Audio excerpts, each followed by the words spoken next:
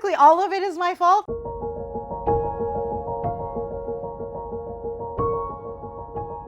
Every single person working on this house right now is waiting on me. The builder, the framer, the plumber, the electrician. The problem is I'm the person designing the house and I'm also the person making all the decisions.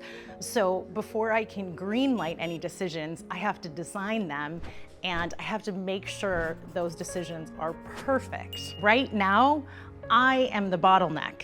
I am the problem. Let me show you what that actually looks like in real time. We are at a make or break point in the build. The design, budget, timeline, and patience are running thin. I love having that knowledge that this home is coming to life, that the veins are gonna start pumping with water and air, and I feel like a home is a living thing and I'm watching it be made. It's like a little miracle.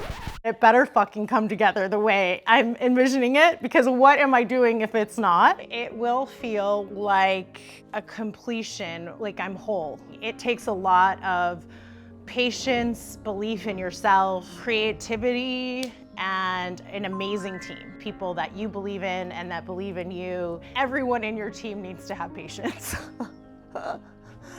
Our framing is not completely done and we only have 2 weeks to get it done. And truth be told, some of it is on me. I still owe them 2 elevations, so they obviously can't frame to something they don't have elevations or drawings. So some of it is also my fault because I have made some changes that they have to reframe. So basically all of it is my fault now that I'm talking this through. So there's framing, the change orders. I overspent on the windows and doors. But for me, this was a very important design element of the home. We are now officially over budget. I'm in the red, as they say. Here's a quick update on where the Clancy build stands. We have HVAC in the walls, all of our rough plumbing in. We have our electrical roughed in. When this home is done, this will be probably the most expensive home in the neighborhood. That being said, the neighborhood is changing. I am essentially gambling that this is the right decision. At the end of the day, I'm the one paying for every goddamn thing. So I really evaluate everything with, is this worth the money? And is this gonna eventually, am I gonna recoup my cost and then some? Good, efficient, smart design is always gonna pay in the end. You can never underspend on that with your designer. I mean, it's just as important as your builder or your architect. I really wanted to make the fewest penetrations in the ceiling as possible. I really wanted to have a very quiet ceiling, meaning I wanted it, when you walked in, I wanted it to just feel very, if it were water, like it wasn't moving. So the surface was quiet. I opted to do no fans. I really think that it's visually distracting to have a big honking ceiling fan coming down in the middle of a bedroom or any room, frankly. Do not put a light kit in your ceiling fan, for God's sakes. Do recessed lighting on the 4 points in the corner of your room, or do mono points, or do lamps. I want light coming in from several sources. So yes, you want overhead light, but I also want light coming in low. You really don't need a ton of light in a guest room or an office. You need task lighting. Your bedside lamps, your mono points, they look very intentional, which is really important when you're thinking about your lighting plan.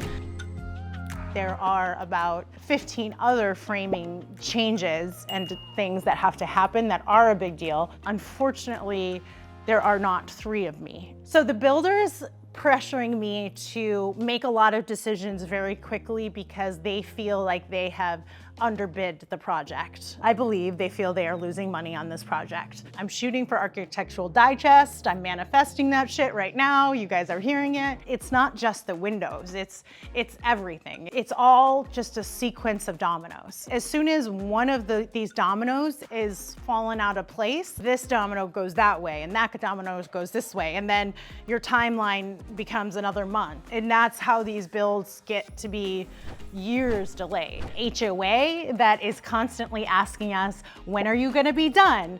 Are your permits still valid? You're making too much noise. You can't work on the weekends. Your neighbor is angry about this. So you add in that HOA drama, and then you add in all of life drama, and then you add in the city inspectors. We're just at this point in the build where you really have to stay focused. I, in particular, have to hold myself to the fire and just make decisions. They are what they are, and there is no time for change. We are putting in dummy valves, i.e. very cheap Amazon valves, to pass our initial inspection for plumbing until I can secure the creme de la creme plumbing sponsorship. If you're playing a drinking game, take a shot right now. This is Jen needs to finish homework.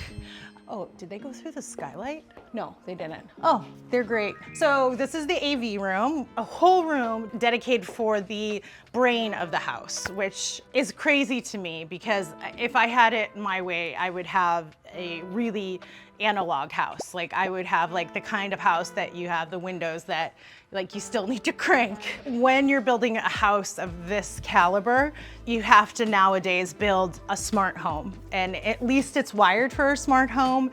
We are taking it to the next level and actually installing Control4 and installing keypads and installing a certain level of automation. Last time we talked, this was gonna be my study. I think I mentioned it wasn't a good work-life balance.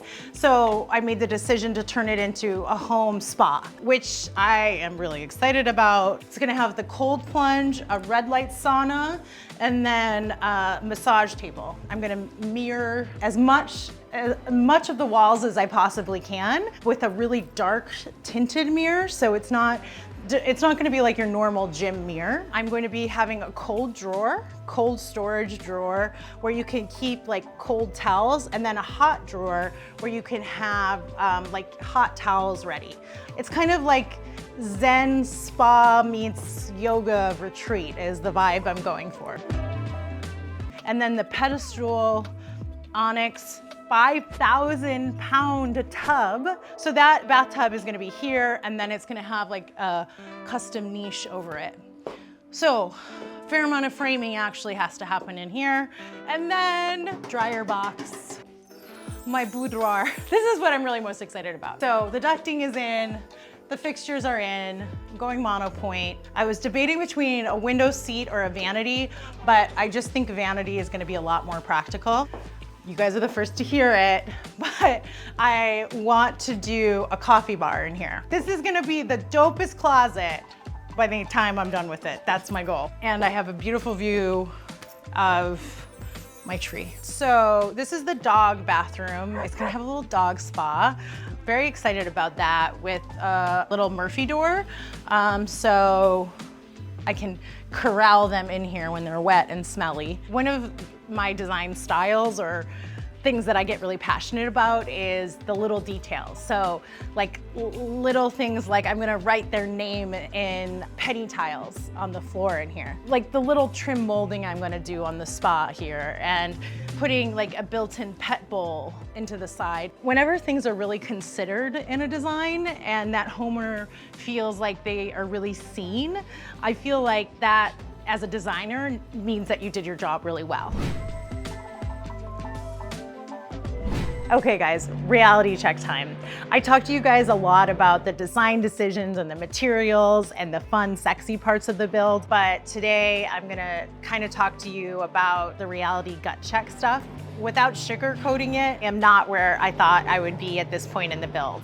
Our timeline is tight, our budget is even tighter. Things aren't exactly going to plan. There are genuinely moments when I'm walking through the house and I just feel overwhelmed. I feel like I have a million decisions and jobs and things to do, and I know that the road ahead, there's only gonna be a million more. And I just kind of want to run away. But then I look at the future and I can see what this house is gonna be. And like, I look at this wall and I know the windows that are coming, and I look at the mountains and I remember why I'm doing this. And I give myself a pep talk, and then I keep going. Things aren't perfect. We are behind. We're behind on our timeline, but we are making forward progress. We are moving forward one step at a time. How do you eat an elephant, as my mom would say? One bite at a time. We are gonna keep moving forward. We're gonna keep showing you the reality of a custom luxury build. The good, the bad, the ugly, and real parts of it. We're gonna finish this house. It's going to be beautiful. I hope this is helpful if you're building your own home.